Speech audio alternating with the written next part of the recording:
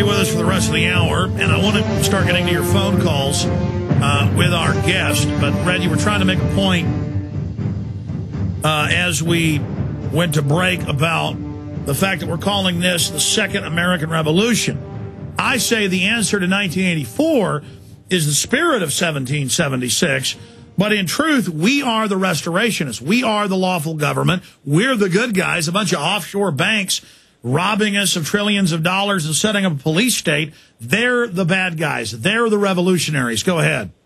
Well, if we're in a revolution, it's the third revolution, which is going to restore our lawful government in this country. Because the Second American Revolution started right in the very beginning because we had some of those people back there in that generation who also thought that they were smart enough to where they could rule, and the rest of us would be their servants. And so through subversion, and it comes down, you can trace it all the way down through our history. The Civil War was an absolute atrocity that was perpetrated by some of these so-called very wise people, smart people. And well, it's on record that the Rothschilds and the British, I mean, it's mainline history, manipulated both sides to have the war. There wasn't a good side or a bad side. It was all manipulated to try to break the country up. Right. And you can see it then, and of course, as you come down through history, you can see that tremendous influx of European, West European immigrants coming into this country, starting about 1880 for sure, and continuing on until about 1910 or 1920. 30-some-odd million, they figure, came.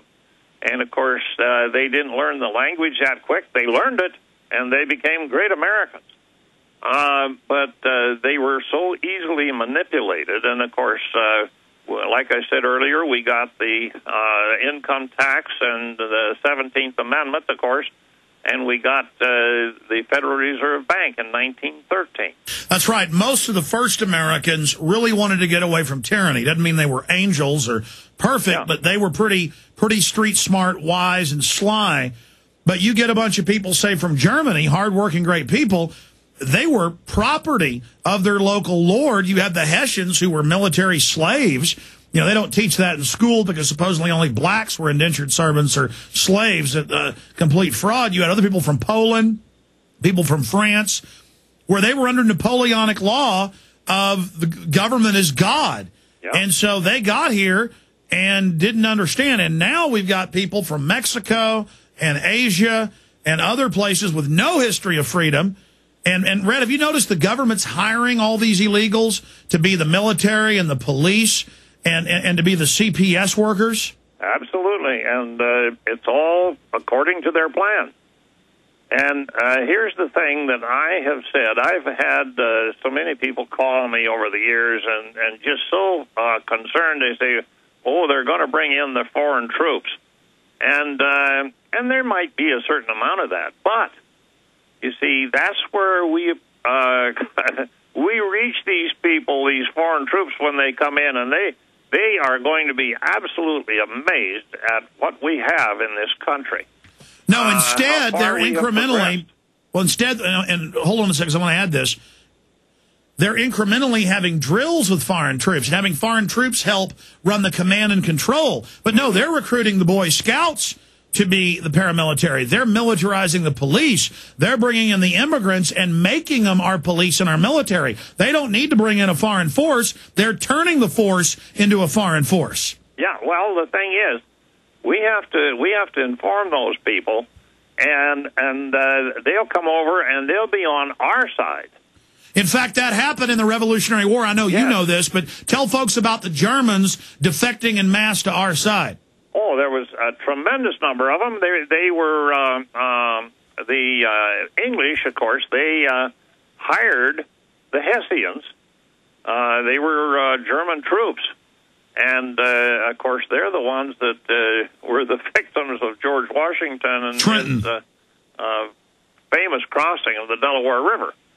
I think it was the Delaware, if I remember right. It was Trenton, yes. It was Trenton, yeah. And of course, I just think that it doesn't take a brain surgeon to figure out how corrupt our government is.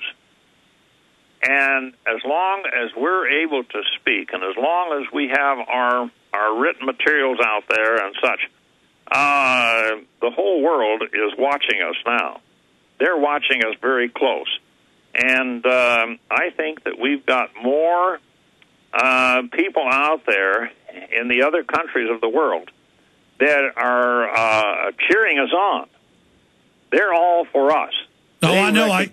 They recognize that we have something here that they would all like to have, and they don't like the central banks. The central banks are in trouble all over this world today.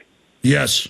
And so, the euro isn't doing all that great. The dollar, the only thing that's holding up the dollar at this point is the fact that the euro's having a problem. Well, Red, think how far we've come where 20 years ago the media said Rothschilds don't exist, Trilateral Commission doesn't exist. We're not joking.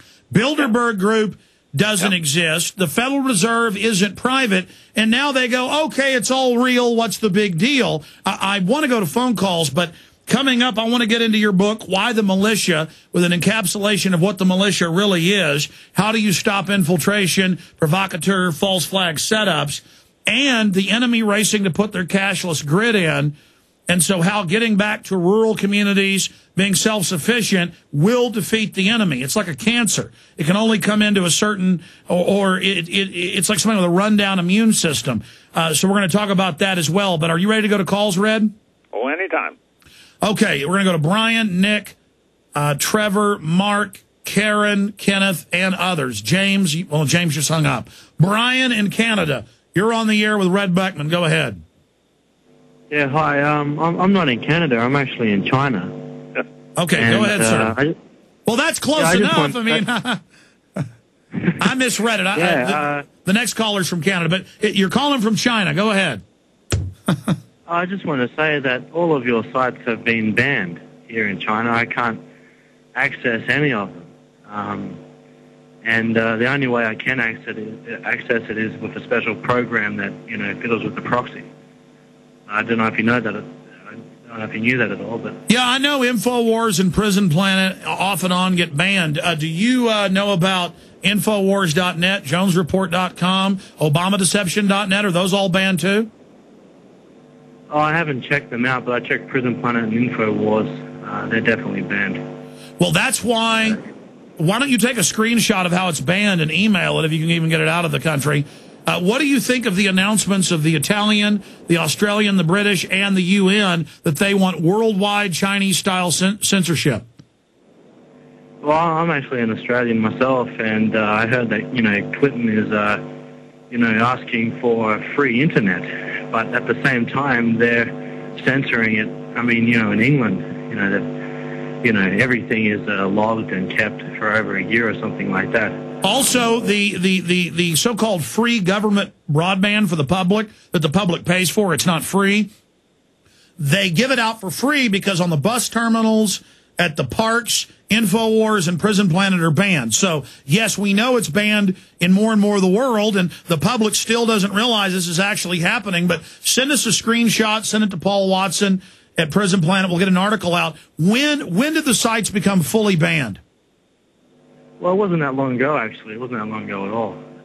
My father thinks that it's, they're trying to pick a fight with China. They want a world war, and they want to, I woke my father up to this 9/11, and he said for years, that I was just crazy. But after I showed him some videos, he's pretty full on about it too now. So you're working in China, and you can't go to Infowars.com or PrisonPlanet.com. That's right. Only with a proxy changer. That's the only way. Now, can you get around it and find the audio internet streams, or can you get to the file of the podcast? Well, yeah, I can if I use the proxy changer. I've just kept your number in my Skype, and I'm calling from Skype, so that's that's what I'm doing now. Red Beckman, what do you think of the... Sorry, go ahead. No, it's fine. Yeah. Well, I mean, hold on a second, Brian, because I want Red to be able to comment, and then you can come back and comment as well. I don't want you to go yet. Red, separate issue. Is this the globalists panicking that not just China, but the UN itself, Bill Gates, the Obama administration, Cass Sunstein say they are going to, quote, ban criticism of the government on the web? I mean, they're openly saying it, and it's in a few newspapers, but not that big of a deal, I guess.